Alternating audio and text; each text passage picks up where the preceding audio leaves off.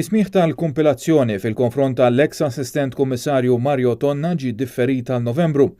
Tonna jinsab akkużat b'inċident ta' hit and run u li kien qed isuq waqt li kien xurban f'Marzu li għadda. Il-każ kellu jibda jinstema' it-tnejn quddiem il-Maġistrat Jana Mikallef Stafrace, iżda meta issejjaħ il-każ wieħed mill-avukati ma setax jattendi. L-inċident kien involva 3 karozzi u Tonna allegatament baqa' sejjer u kien instab fir-residenza tiegħu mill-pulizija u tieħed fassa fejn issarlu test tal-breathalyzer u mifhum li Mario Tonna m'għaddiex mit-test. F'Jannar li għadda l-ġurnal In-Nazzjon kien żvela każ ta' vjolenza domestika fejn allegatament Tonna ta' daqqa ta' ras lis-sieħba tiegħu li għamlet rapport lassa dwar l-inċident li kien seħħ fit-28 ta' Diċembru. Dan kien wassal għar-riżenja ta' Mario Tonna mill-korp tal-Pulizija. Il-każ waqa' wara li s-sieħba irtirat il-kwerela kontrih.